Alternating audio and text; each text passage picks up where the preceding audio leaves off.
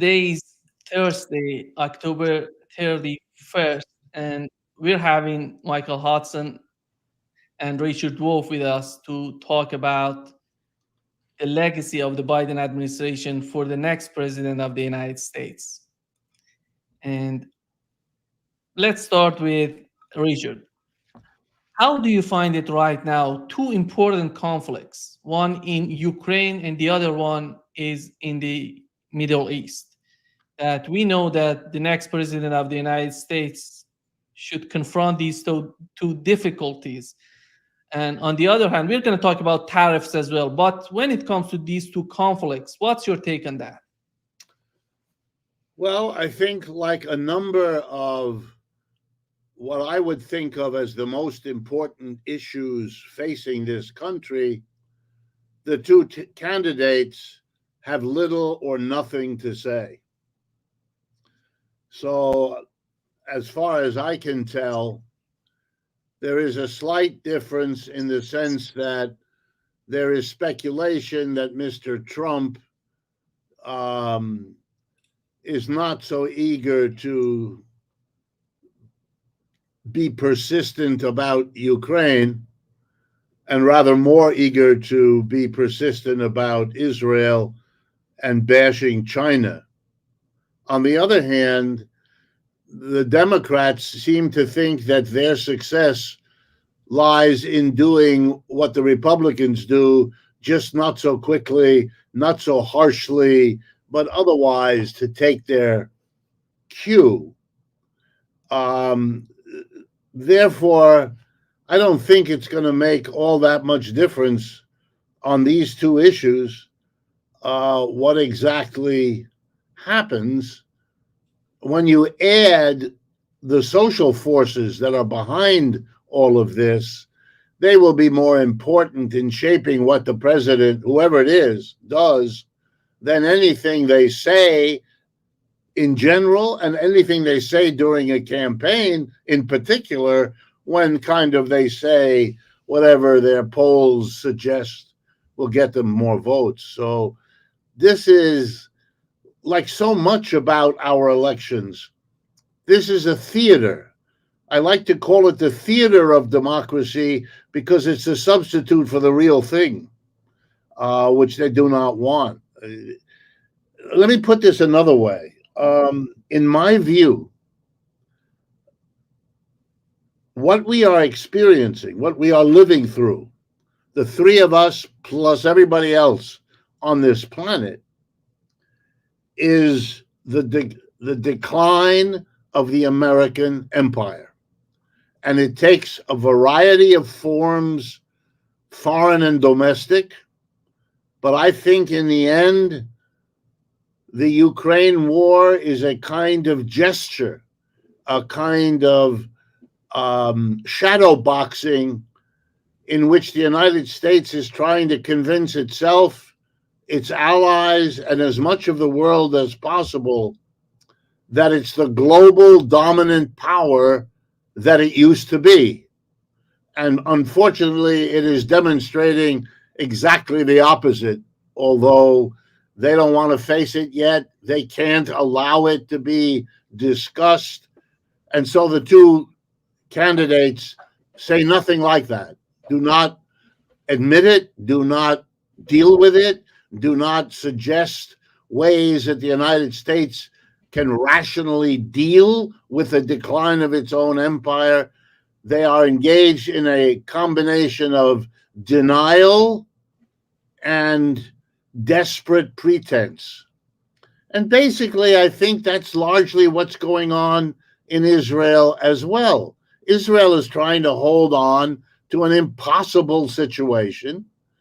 And the only country that gives it any significant support is the United States, because it has a vague notion that Israel will be its local leader in that part of the world, the Middle East, and is hoping to hold on to the fantasy that that's actually possible.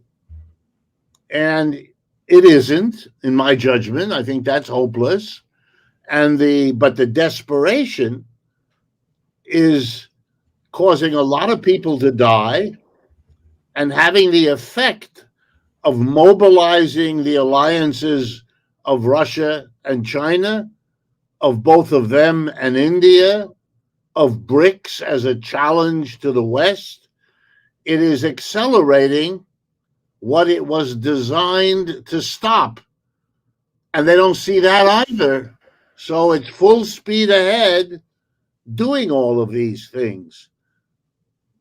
Now, I could be wrong, of course, but that's, if you ask how I see all of this, that's the framework within which I see it. You have two political parties who agree on all of the most important things, that capitalism is the greatest thing since sliced bread, that there is no alternative that needs to be discussed, there is no option, and that the maintenance of capitalism equals the celebration of freedom and democracy, and that everything the United States does in the world, it does to expand the realm of freedom and democracy against the evil alternatives that beset this project.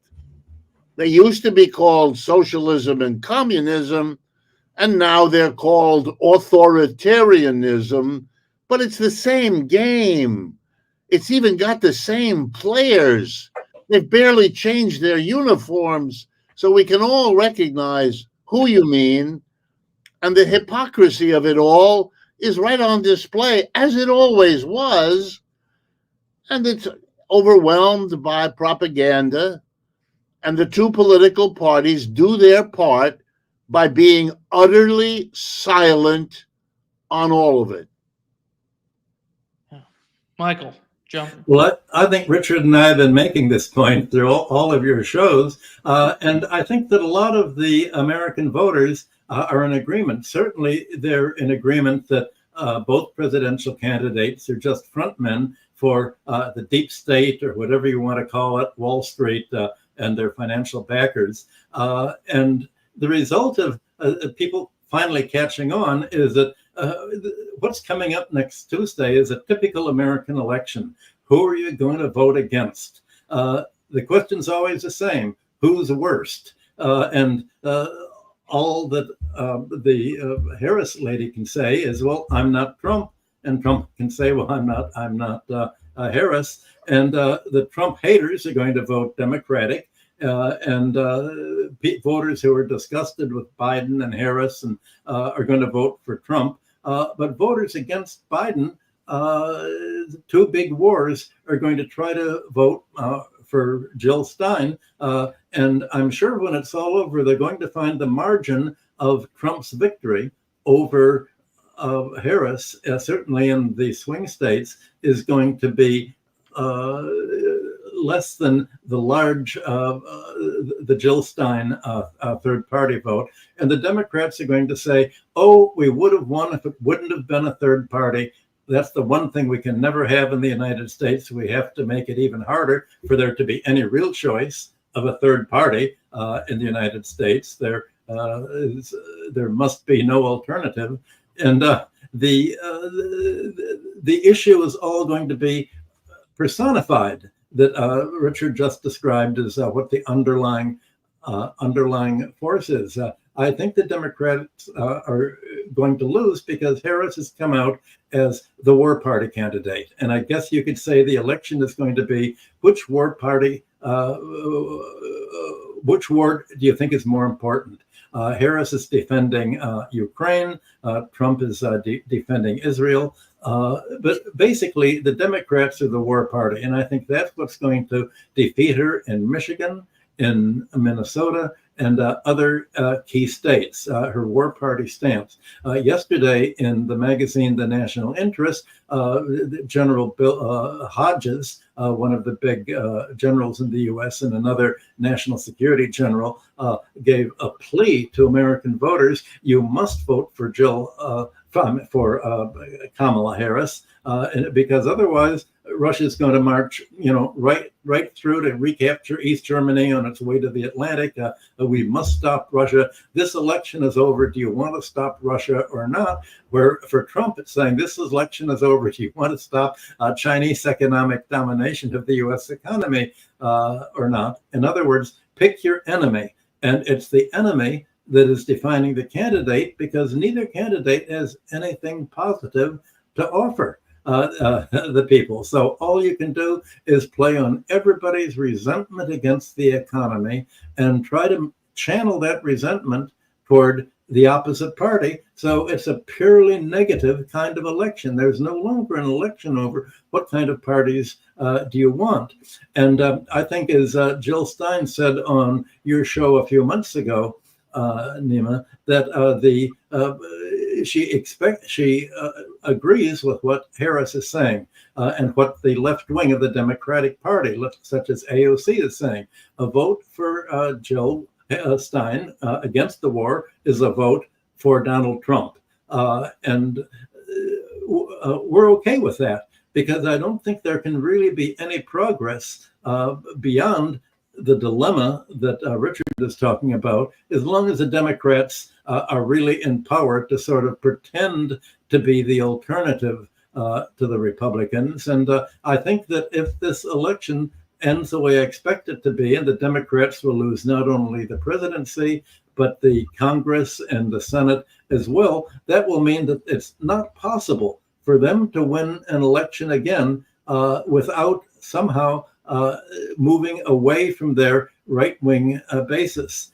There have been some polls that the newspapers don't talk about, and that is that Bernie Sanders was the most popular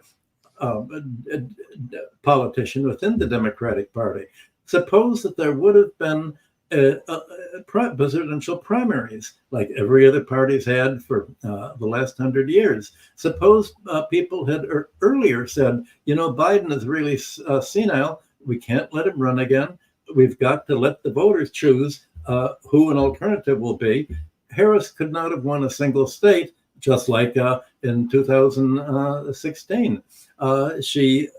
And Bernie Sanders would have won. The Democrats said, we know that's going to happen. We would rather lose with Harris than win with Bernie. Just as in 2016, they would rather lose with Hillary than win with Bernie. So that shows how the rottenness of the choice that's put before the American people, because the election is not going to be about the problems of American militarism and the empire and the domination of Wall Street that Richard and I have been talking about on your show for the last few months.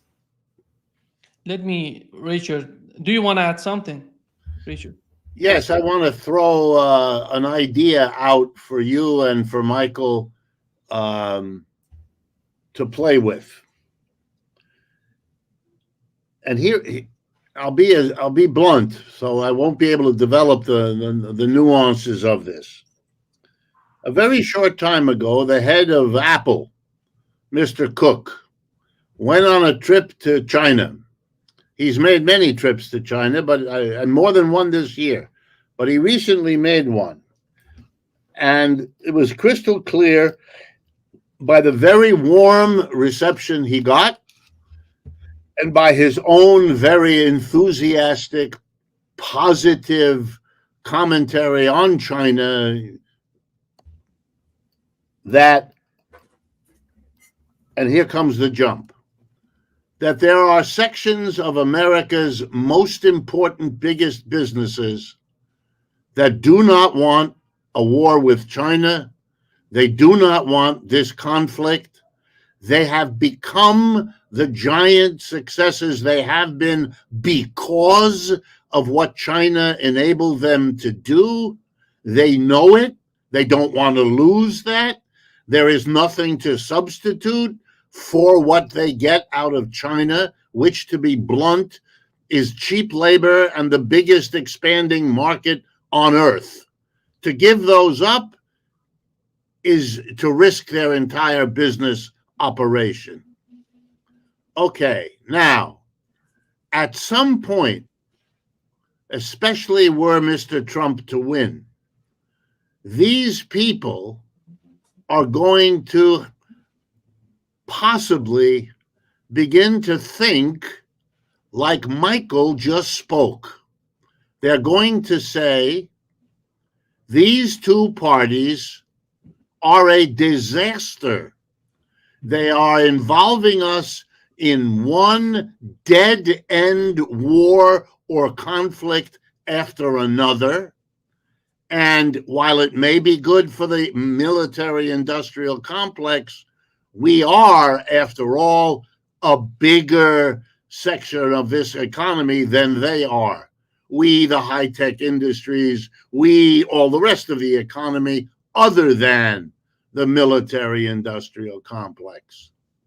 At which point an immense conflict breaks out in the ranks of capitalists, those who want to cut a deal with China and the BRICS, work out how we live and let live one another on this planet, who don't want war and who don't want nuclear war and who don't want Jake Sullivan type people playing around that problem, versus the military industrial complex and those who are won over by them.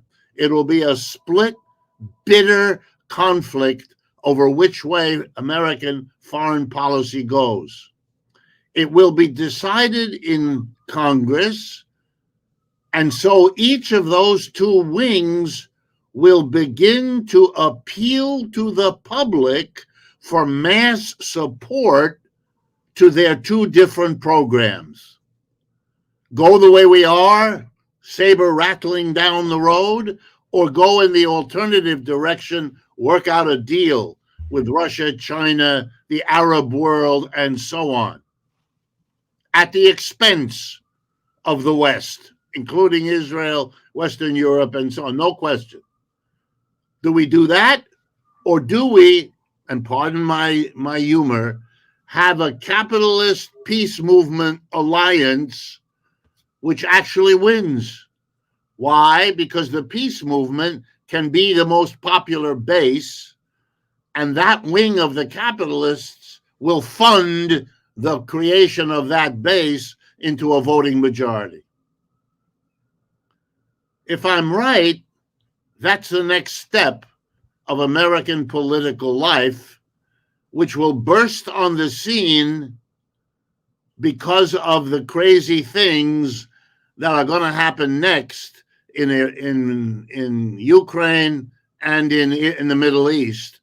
No matter who wins, that will force the thing I've just described, which will either happen or it won't.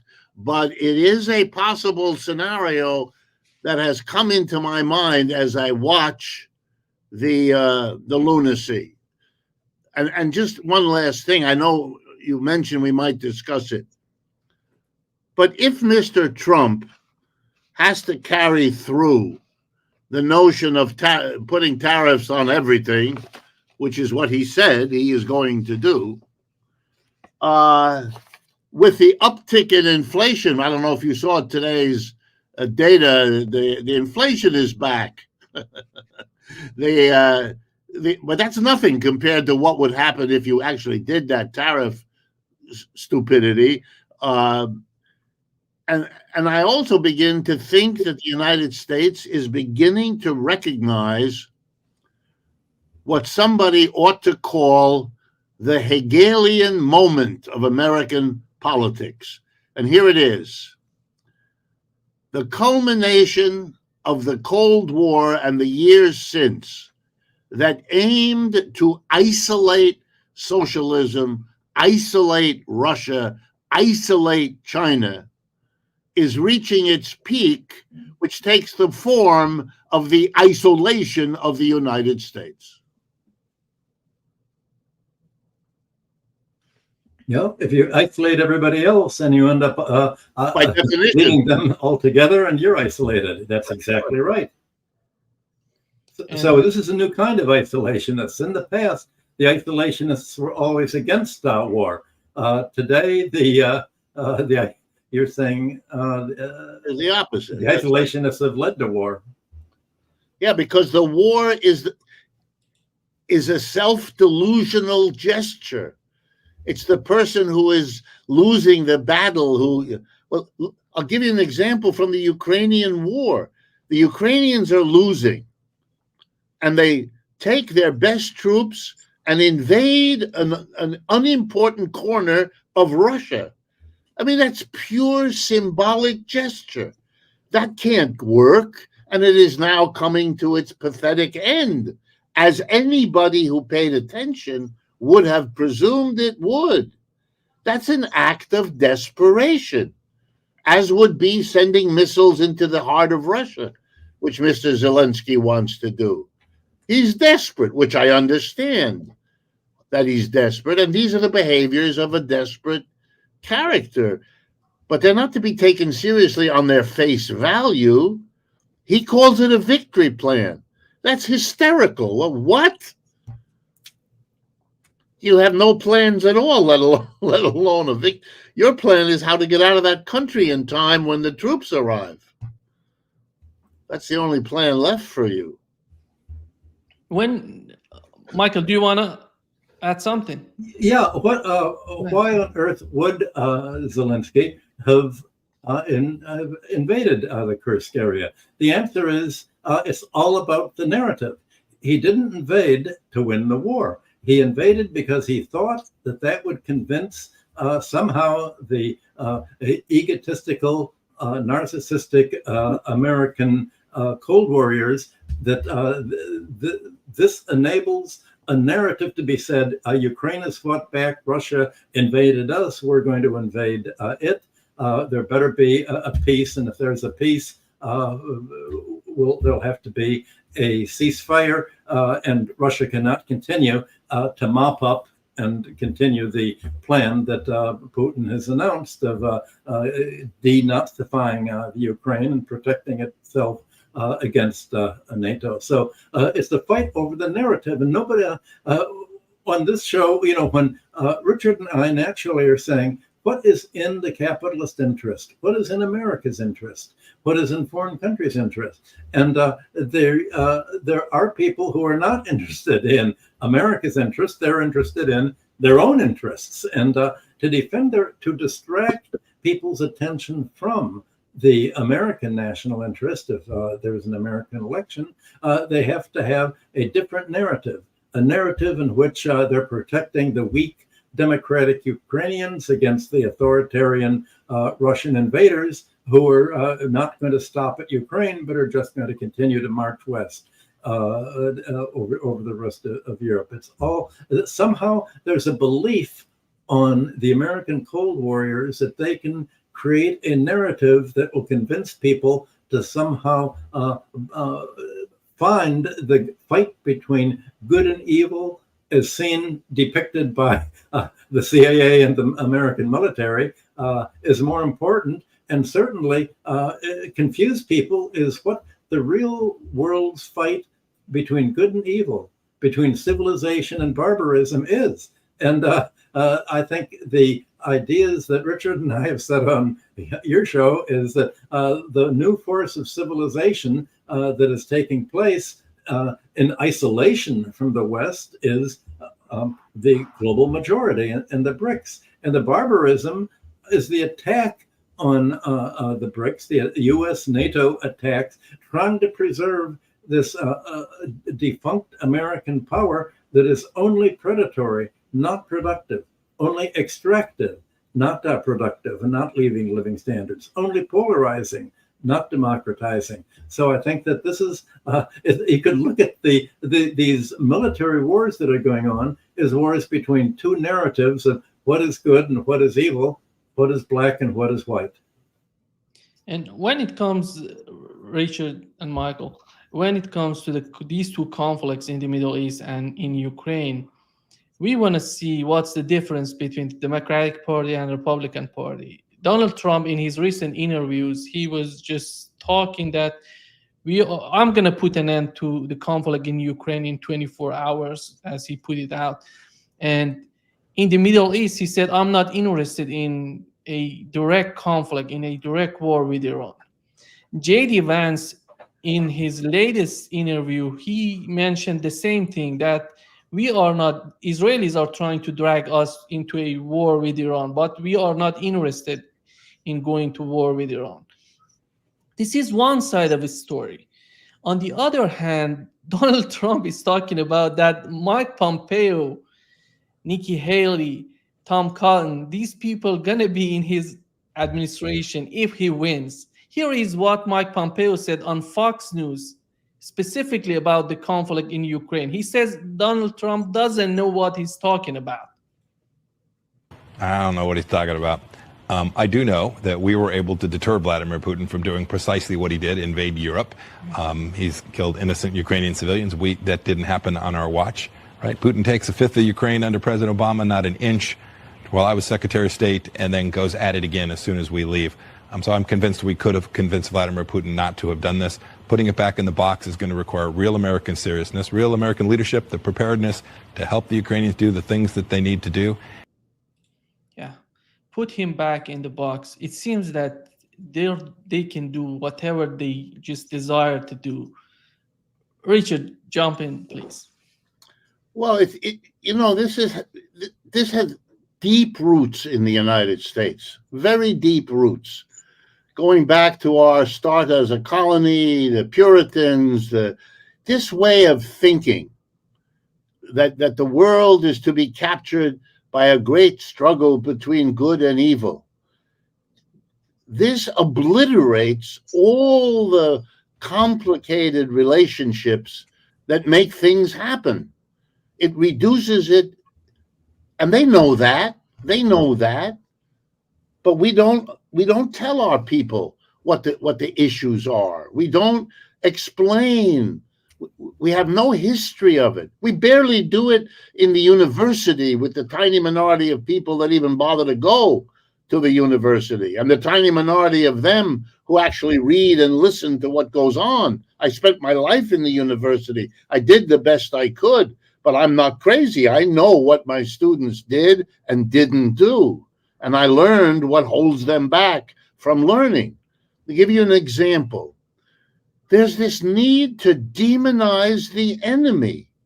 Everything is about Mr. Putin. I got news for you. Like any other leader, he is very much shaped by the situation he's in. He's not some free actor, somebody like a devil in the notion of God versus the devil, somebody who has no constraints. Obviously, God, if he is all powerful, should have gotten rid of the devil, but he couldn't. I guess something happened that made the devil survive the God. And we know the stories. Oh, we can learn them when we're little. And so we have these great actors who are acting out their intrinsic social role, but there's no analysis of why they do what they do. So everybody is free to define the devilishness.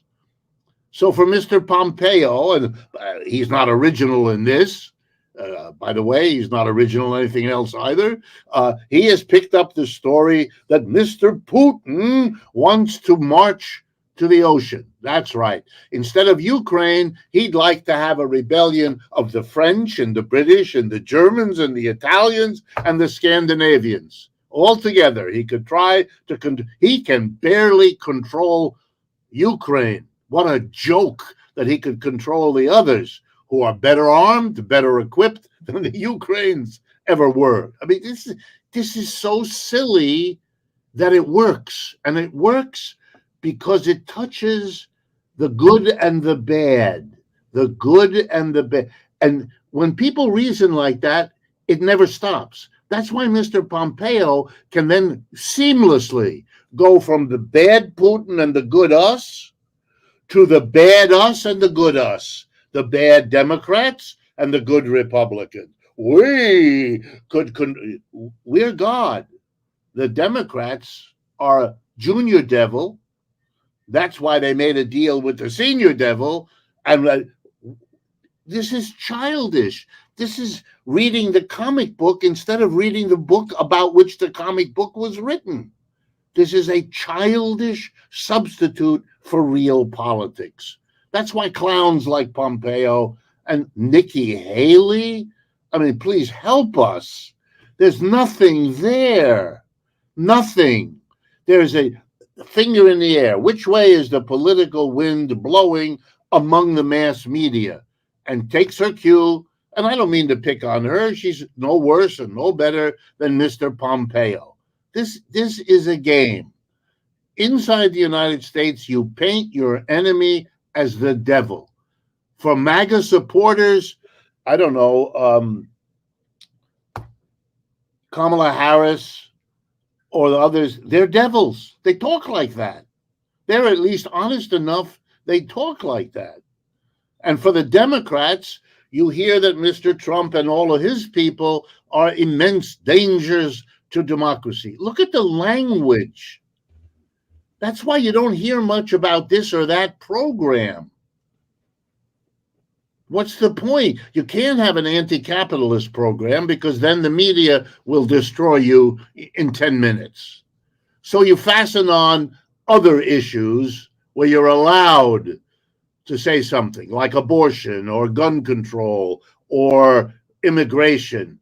And you pick the and then what do? You picture your enemy as a devil. So the people who don't agree with you on immigration are evil people abetting the invasion of the. That's the way they talk. But listen, as with any therapy, what we're doing is we're trying to understand what's behind the language. There's no point in dismissing the language. The language is our clue. The clue here is that you allowed yourself, and you had the luxury in the United States, by the very distance from Europe in the beginning, by the importance of the Atlantic and Pacific Ocean separating you, to cultivate a notion that you really are in God's chosen country.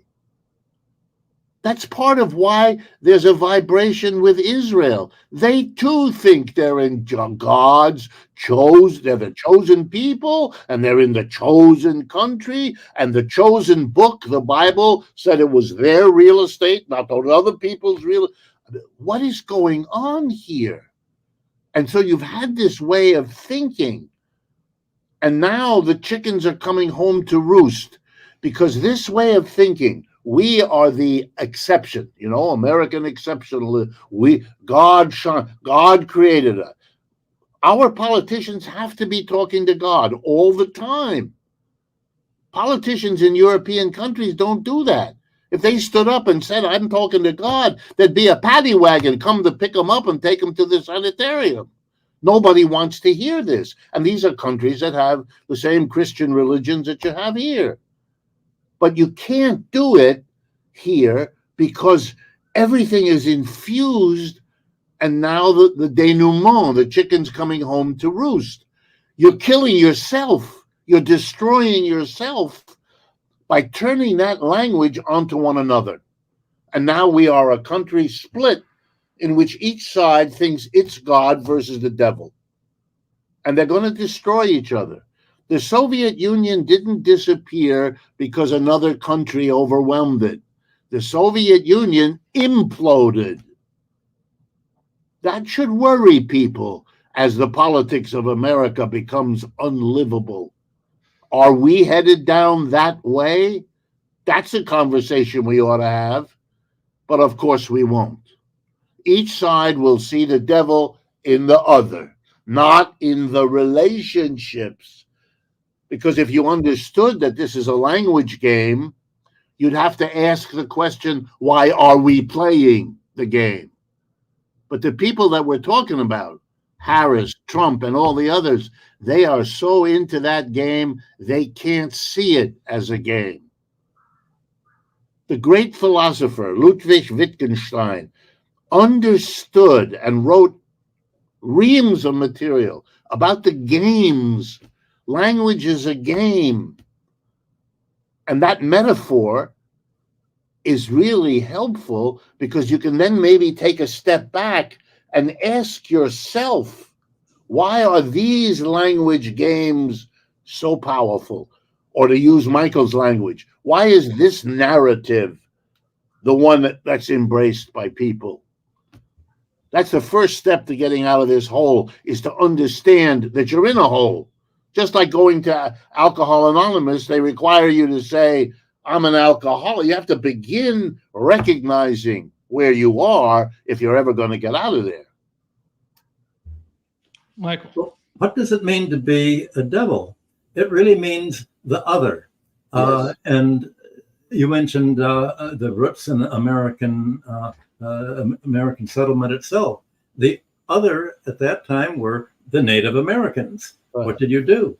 You want to put them on reservations. So people who, I think the strategists, the neocons and militarists at the top of the planning pyramid in the United States may not think themselves of good and evil. That's just to tell the religious sector of the voters. But what they think of is the other are people who do not submit to us, the people who want to maintain their own autonomy. So just as you wanted to put the Native Americans on reservations, America's policy is, in words that you almost said literally, put Russia back on the reservation, isolate it, put China on a reservation. When you put everybody on a reservation, you have a situation very much like when you put many of the Native Americans on reservations. All of a sudden, they found that oil was under these reservations. And all of a sudden, you found that they were very rich. What do you do with that? Well, then all of a sudden, you want to grab them. And I think the Koch brothers made almost, I'm told, made all of their money stealing oil from the Native American reservations. And they were about to be exposed by the government when President Clinton had the affair with his assistant and her dress. And so the deal was, okay, we won't impeach Clinton, get rid of him if you don't move against the Koch brothers. And that was a turning point, certainly in American politics. Well, America's isolated almost all of the global majority, as we said earlier. We put it on a reservation. They find that they have oil. They're trying, that enables them to be independent.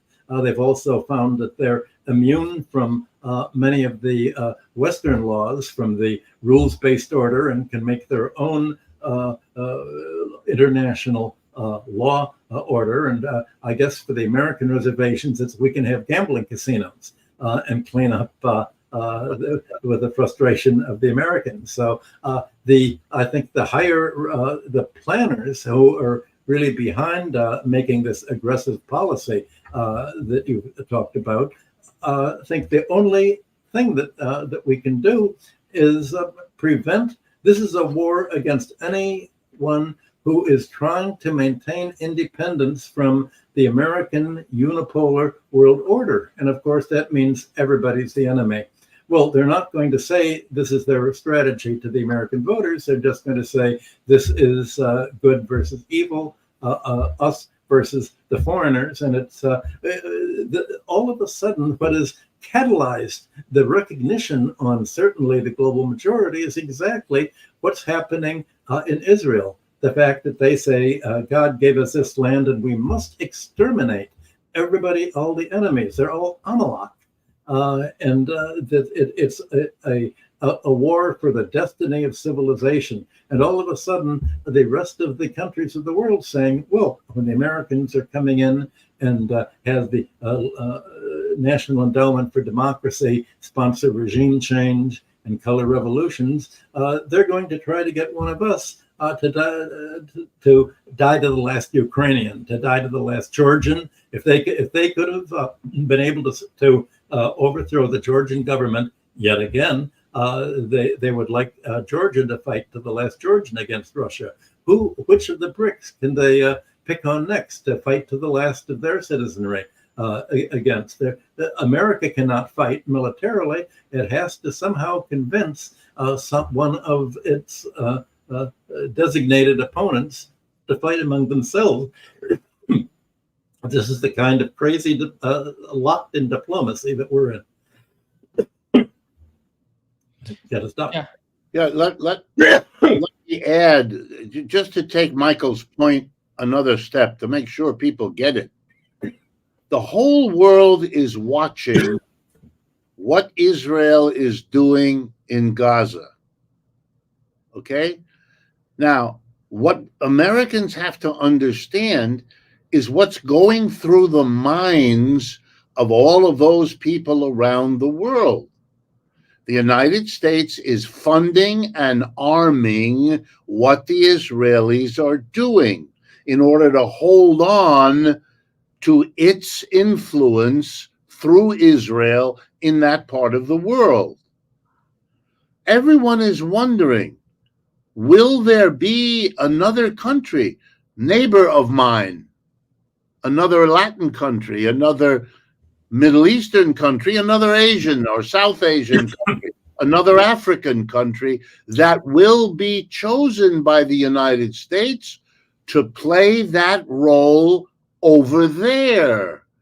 Will they be armed? And are we dealing here with the risk of this happening to us? And they're terrified by it. And they're worried that the United States is, in its empire decline, going to reach out. If the BRICS keeps picking up more and more Muslim countries, it's got most of them, if it's going to pick up the remaining Muslim countries, and the United States is identified everywhere as the enemy of the Muslim countries, will the United States pick one of them, make that its ally, and have that be the Israel of another place? And that is becoming part of the mentality of the United States, which is looking for those countries. Was very upset when Niger, a small country in the middle of Africa, basically said, you have to leave, Americans, and brought in the Russians. Okay, this is for them a terrible sign of where things can go, like the election in Georgia or 100 other elections or movements or problems. And those countries are worried now, not only that this might happen, but the Israelis are showing them how far the United States is willing to go to protect its friend in the area. Whoa. That's a little different from Ukraine. That's another issue, similar, but this is different. This is going into an area with a bunch of different countries, making one your bosom buddy, and then enabling it to become a dominant. Wow. Wow. And are there people in many countries who would like to play that role for the United States? You bet. Is that already happening? I would guess so. And what that does to everybody else is to begin to do the worst nightmare of the United States, which is that the world decides that there is one number one rogue country, and it's us. Not North Korea. They're not endangered by North Korea. They're endangered by the United States. And at that point, where are they going to go as there's a burgeoning conflict between the United States or the G7 on the one hand and the BRICS? You're watching in slow motion the decline of an empire. When the Roman Empire collapsed, for 100 years, the conversation in Rome was about the barbarians, a language I believe Michael used a few minutes ago. You viewed the people moving in on the empire, the Frankish people in what we call France now, the Gaulish people, other part of France, and so on. They weren't barbarian, but they were for the Romans because they were the manifestation of the decline of an empire that couldn't stop the decline. We ought to read those books about the end of Rome. They are wonderful insights into what's happening here. Yeah. Here is what you mentioned. You two mentioned that the situation in Middle East is far more complicated. Here is what the foreign minister of Saudi Arabia recently said about the conflict in Gaza, in the West Bank and Israel. The normalization with the Kingdom of Saudi Arabia is not just a risk, it is off the table until we have a resolution to Palestinian statehood. But I would say more than that. I would say that it is not just the issue of normalization with the kingdom that is at risk. I would say that the security of the region as a whole is at risk if we do not address the rights of the Palestinians, if we do not find our way to a pathway that leads us to a Palestinian state, because that's the only way we can ensure that we can focus on the future, that we can focus on cooperation, that we can focus on integration. So I would hope that the leadership of Israel sees that it is not just the right thing to do, it is not just the moral thing to do, it is not just the just thing to do to give the Palestinians their rights and their state. It is also in the security and strategic interest of Israel to do so. And that's, I think, up to them to decide. Yeah. Do you see any sort of understanding in terms of, because when we talk about Saudi Arabia in the Middle East, we know that how close they are to the United States right now. And how do you find the way that he's talking about the conflict in the Middle East, Michael? Do you think I think it's that's possible? 10 years or maybe 30 years or 75 years too late. There's no way there can be a Palestinian state alongside Israel anymore. The way that Israel has structured the whole region is as a prison camp. And how can a state is supposed to have its own authority, the power? The only way you can have a Palestinian state is for Netanyahu to kill all of the Palestinians except maybe 200. And it'll put these 200 on a reservation and call that the Palestinian state. There's no way in which Palestinians and Israelis can live, because the Israelis say the Palestinians are not human beings. We have to make Israel for the human beings only. We can't have non-human beings or the barbarians anywhere around us. This is a fight for the death for them. And certainly Pompeo says, yes, we're all for that, because when this fight is for the death, Jesus will come and he will take all his true followers up to heaven. Pompeo is this religious nut on top of all of his craziness. So I don't think there's any hope for a Palestinian state anymore. The question is, what are you going to do with the Zionists who live in Israel? How are you going to get them out of Palestine? They cannot live in Palestine if there is to be a Palestinian state, or if there are going to be any living Palestinians left.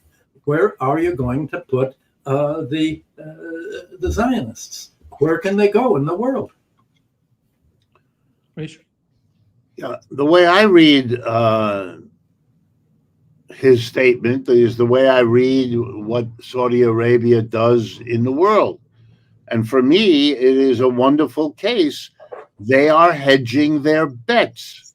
First of all, Saudi Arabia is in the BRICS, so we know that the United States is not encouraging anyone to become a member of the BRICS. It is encouraging everybody not to do so. Okay, I'm sure, I don't know, but I'm sure that they encourage the Saudis not to do that. Well, that didn't work. The Saudis went ahead and did it. Every country's leadership is now assessing what has to change in their foreign policy to take into account that the global economy is now split between a larger and a smaller group of nations. And I mean larger and smaller in terms of total wealth or total output, GDP, whatever you want to use. All right? The BRICS is now the larger of the two. It wasn't before. the two lines crossed in 2020, and the gap between them is getting wider each passing day. And that means if you're a company, where you source your inputs has to be rethought, because you're going to crisscross this new global situation. If not directly, then indirectly, which can be just as devastating. You have to reconsider where your exports are going to go. You're going to have to reconsider your credit situation. You're going to have to consider who to insure with, what banks to use, how to split your accounts so that you're not maybe too much in one or the other. Everybody is shifting. And in that shifting, the West loses what it had before, and the BRICS gain relative to what they, more or less, I mean, maybe some exception, but the Saudis are busy doing that. And there's a dance here. And the dance is don't make the adjustment too quick, because the United States might then do to you what is happening to Palestine or Lebanon or Syria or Libya or fill in the blank, right? So you can't go too quick, but you better not go either, because that's very dangerous and becoming more dangerous with every step. Yesterday, the United States announced more sanctions, a whole new bunch of sanctions on companies and countries that are allowing other companies to function there, because those companies also sometimes do business with Russia. Okay, most of the countries on earth are doing business with Russia, and more of them will be in the years ahead. They're facing sanctions. The United States, ironically, keeps forcing decisions that are going to go against them. So there's a dynamic here that feeds on itself, and that cannot help the United States. That's why the word rogue nation, because the rest of the world is slowly coming to an awareness that out of its own desperation at being a declining empire, which is always hard for the empire that's in decline. It was terribly difficult for the British, was terribly difficult for the Dutch before them. The French didn't go quietly. They're still trying to hold on to bits of their empire. So it's very hard. But what the world is observing is that the American empire, partly because it was a global empire, more than anybody else, even the British had achieved. The United States has those 700 bases around the world. It really was a global empire. Because that makes it that much harder, the United States is busy with its defensive gestures, is actually making the problem worse. If I could pick a dangerous metaphor, if you've ever taught swimming, one of the lessons you teach a swimmer is, if you're having trouble swimming, don't flail your arms around, because it'll make it worse for you. It'll make it harder for someone to save you. Don't do that. Someone ought to tell the United States, that's what you're doing. You're going to go down faster, further, because of your refusal to deal with what your situation actually is and the desperate ways you're holding on. Well, you mentioned the Roman Empire before as a decline, and there are a number of differences. Many of the Romans kept leaving the empire to join the barbarians, because they thought the barbarians were more civilized. I can imagine American engineers, German engineers, others emigrating to Russia, China, and the BRICS countries where they want to do that. That's one similarity. But also, many of the Germans began to become the Roman empires. There were fights among rival Roman empires, and they would hire the Germans as their troops, and the Germans ended up as the popes. Well, the equivalent there would be if American expanding to China and Asia and the BRICS, if there was some kind of reciprocal investment here, that somehow the BRICS would invest in the United States, which is what the United States is trying to get at least Taiwan and other countries to do. I don't see that happening because there's so much of a hatred against the barbarians here that really didn't exist in Rome. By about the 4th century, you had Roman philosophers saying, well, the barbarians have many qualities that are more civilized than are in our own country. They have a more balanced economy. They have mutual aid. They don't have the kind of financial oligarchy. It's sort of the Romans began to idealize an original society where people were equal and mutually supportive. Today would call that communism. And they began to try to develop that, and that became, in a way, Christianity. But as that developed, the center of the Roman Empire moved northwards. It moved northwards like to Milan, then it moved up into the Germanic tribes, and finally it moved to the new Rome, Constantinople. The whole center changed. Well, I don't know where the American empire could somehow move its center to. Certainly not Europe, because part of the real fight against BRICS began with the fight of America against Europe, against Germany, and against any potential European industrial rival. So those parallels with Rome can't exist. America has sort of bossed itself in. It can't sort of emigrate to, at least as a government, to foreign countries. If America were like Rome developing Christianity, it would develop socialism, as you put it at the beginning of the show. Politicians who represented actual voters and what's good for the economy, and then this would become an ideal that would lead to a universal world. It will. I think you said earlier there's going to be a real crisis first, and what you're describing is this positive potential outcome will be triggered by the absolute disaster that's going to be caused either by the warmonger Harris or by Trump and his tariff disasters and his economic libertarian disasters for the United States that will somehow lead, you'd think, the large corporations to say, we're boxed in here. We can't go to the BRICS countries because of the sanctions that have been spurred by this nationalist fervor against the other.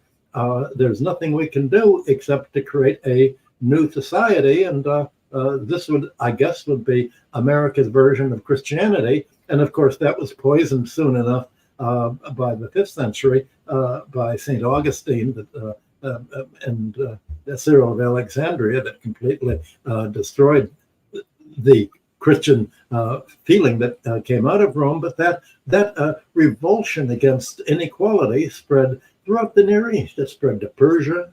It spread to other Near Eastern countries. It was absorbed by Islam that came up. So we're going to see some kind of a transplantation of what was America into other parts of the world. But it's almost impossible to see how this will occur right now, except beginning with a trickle of emigration of people who cannot live in today's version of Rome abroad. But then it will lead, you'd think, to some powerful groups acting in their own self-interest, and at least the American power elite are not quite like Roman's landlord creditor class trying to indebt the whole other country and impoverish it and lead to feudalism. And that's really the question.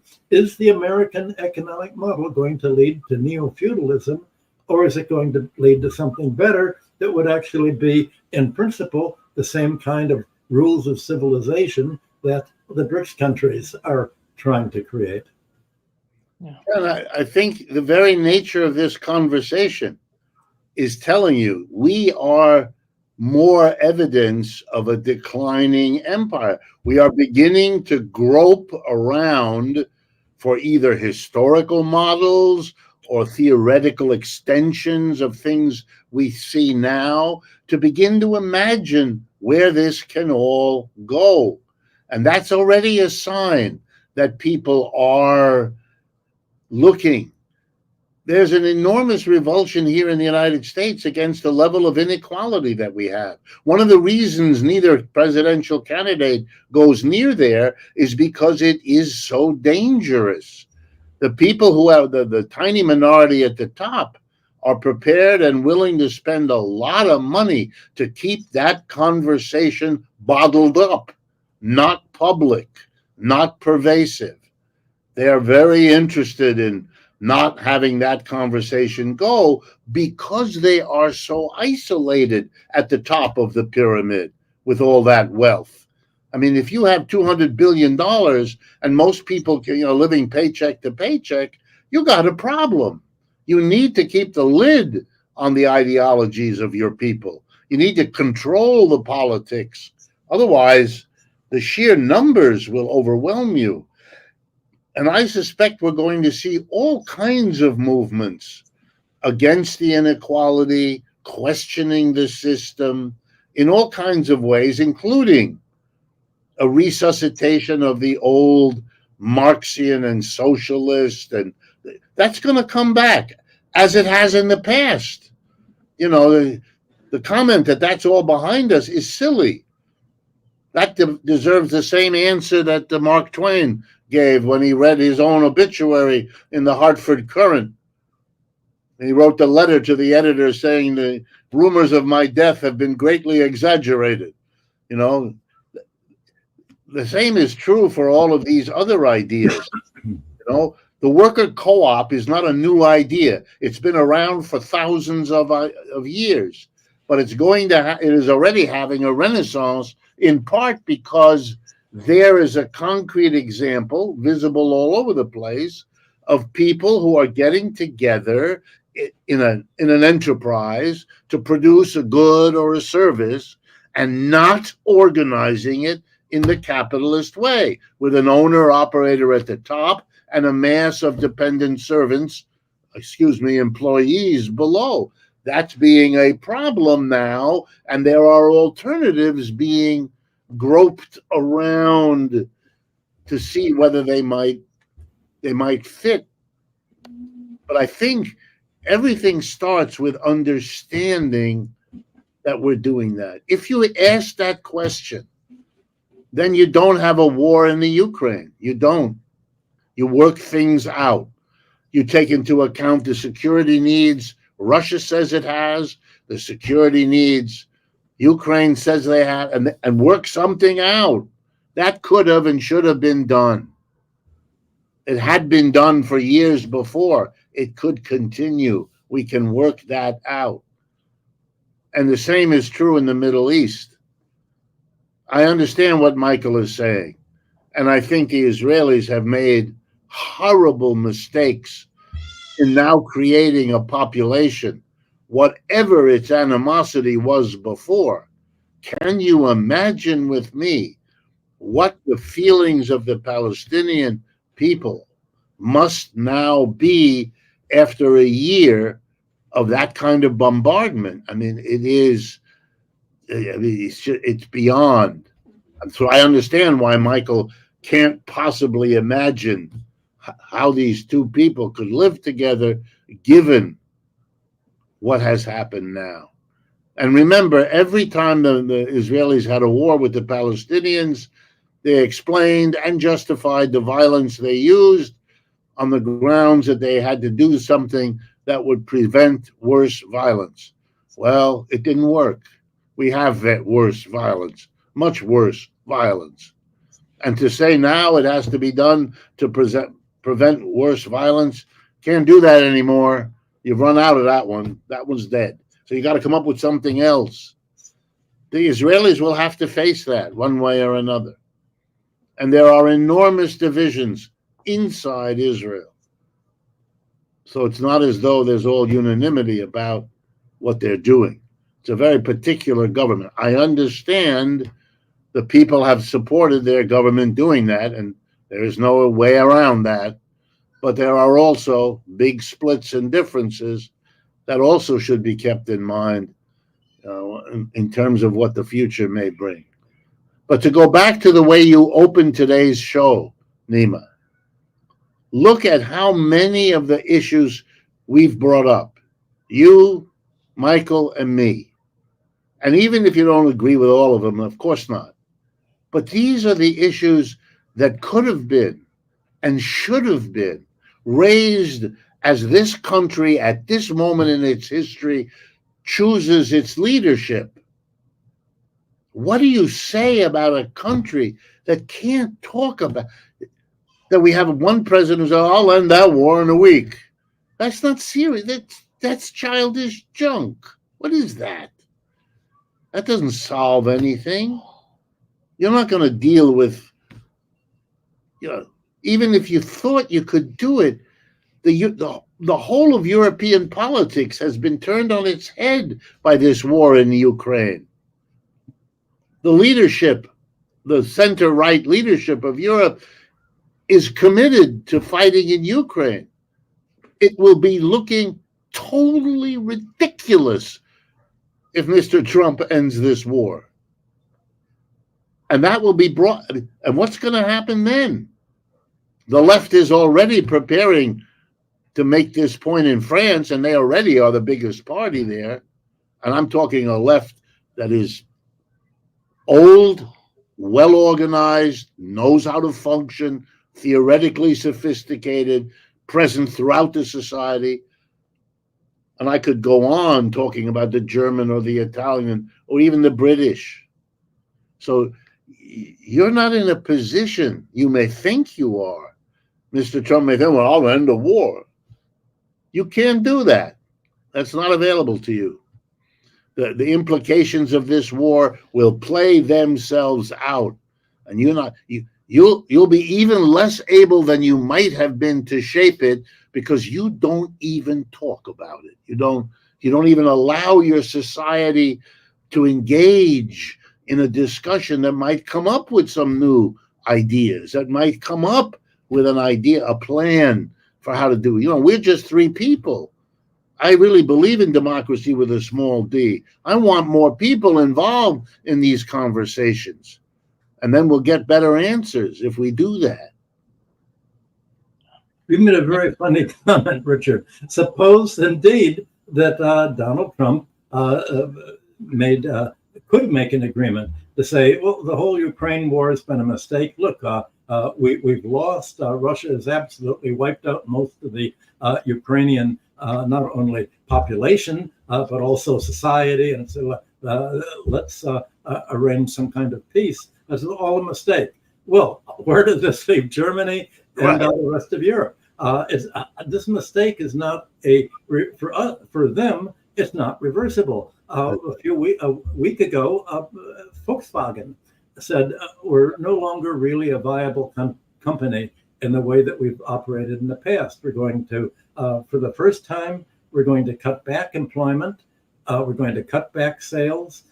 We're not able to compete in electric cars with China. So unless we put huge tariffs on China, which will reverberate throughout the German economy, we're going under. The German industrialists, who the small, medium-sized firm, the Mittelstand German firms, they're going out of business. And once a firm is out of business, it can't be remade. If Volkswagen goes out of business, it can't be remade. Putin has said that if any missile made by the German Rheinmetall firm ends up in Russia, Russia will not hesitate to bomb the Rheinmetall factory. So there are all of these. America has created irreversibilities for Europe while maintaining its own freedom of action. For instance, the grabbing of the Russian $300 billion foreign exchange, that was Europe grabbing it. hardly any was in the United States for the first time. Europe has cut its ties with all of these countries. We've talked about just America versus these countries, but Europe has been collateral damage in all of this. And I think you're right.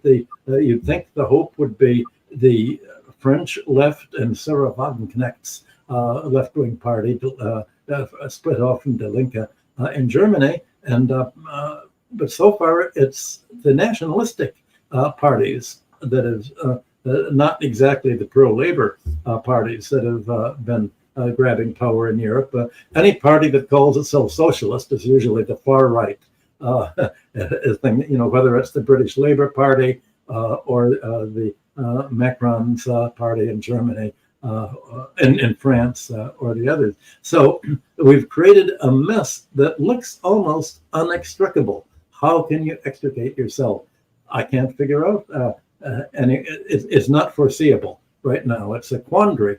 And a quandary, a problem has a solution, but a quandary doesn't have a solution. What is going to happen? I would add, I know we're running out of time, but I would add that it isn't surprising. I mean, since the Second World War, we've had this Cold War, or the legacy of the Cold War, that has systematically demonized the left. The communists are the great danger. The socialists are fellow travelers of the communists and therefore more or less equally dangerous, and on and on. So when the great consensus of the center-right, center-left begins to dissolve, when you don't have yet another American election with a Democrat like George Bush and a Republican like Bill Clinton, but you have something odd, weird, and different like Trump, it's going to be from the right. The people who are going to break this mold, this consensus that is now so stale, the people who have the idea this is unbearable are going to come from the right, because that's what we have as a society cultivated all this time. We expunged the left. The left were impossible. So the first breakthrough will be on the right. I think that's not surprising. The left will now have to understand that the time has come when you're going to have to do on the left something like what the extreme right has done on their side. And the middle, as the great British Yeats said, doesn't exist anymore. The middle is vanishing. The middle class, we all know, has been eviscerated. Now the middle perspective of politics is also on the way out. What you have is a vast mass, 80 or more percent of the people who feel cheated, who feel hurt. I could add to the story that Michael told about Volkswagen, the detail, which is no detail, that the largest union in Germany is striking Volkswagen. And that's a bitter strike that's going to, and I urge you to take a look at the Boeing workers who used to be very docile, who have been on strike and who have now rejected by overwhelming majority 2 of the contracts offered to them. And Boeing is a member of that military industrial complex, big time.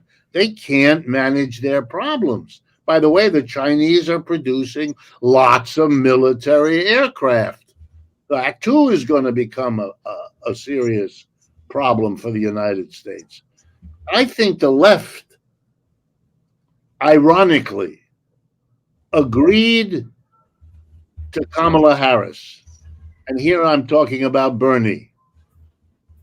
They agreed because they saw what was happening on the right as a great threat. And they're right, it is. But the answer to it should have been Bernie, not Kamala Harris. They should have understood that they need dramatic, powerful images of change.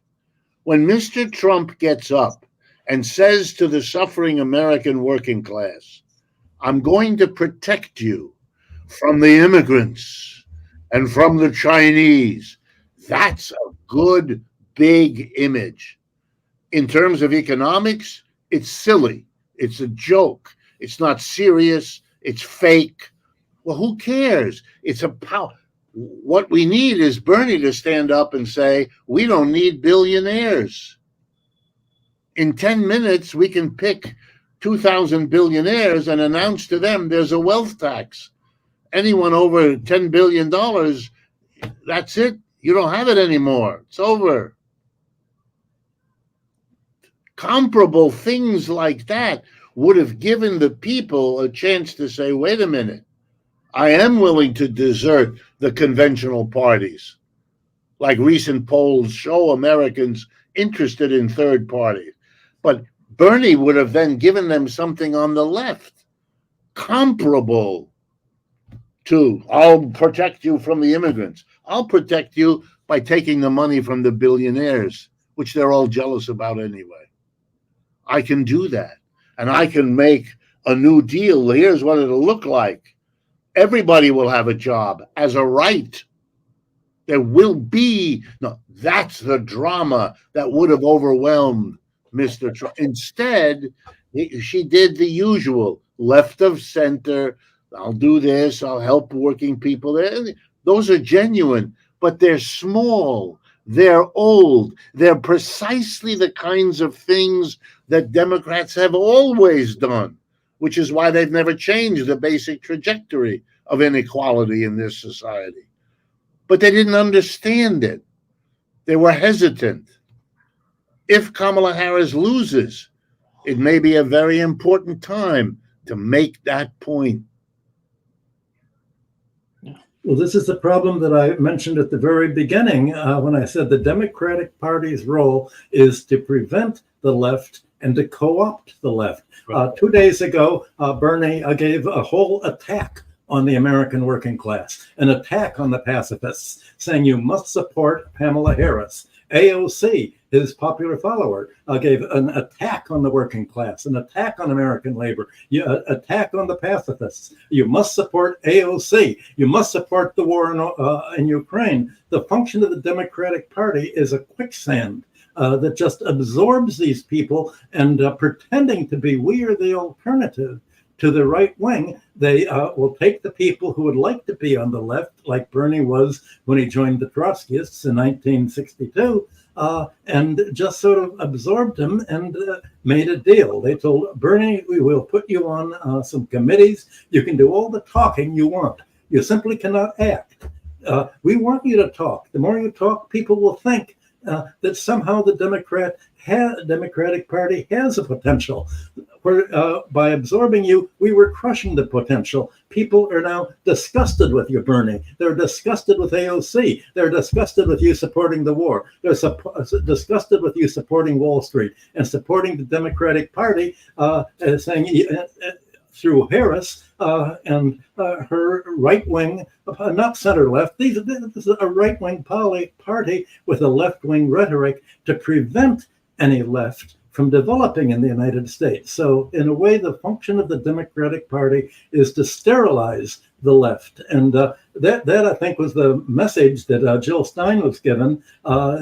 She's not only anti-war, she's against the pretense that there is a two-party state, that there is an alternative, and that the Democratic Party is different from the Republicans in any way except for its trickster rhetoric. Just to share with you, here is an article in Gallup that shows 63% of Americans are in favor of the third party in the United States. And that shows everything, but it's not there for the time being. Thank you so much, Richard and Michael, for being with us today. Great pleasure as always. Thank you very much. And I'm very glad to be part of this. And I learn and I appreciate it very much. Yeah, I think we're redefining the quandary in a way that nobody else is really talking about. That's our job. That's our job. Thank you so much. Bye-bye. Bye-bye. Bye-bye. Bye-bye.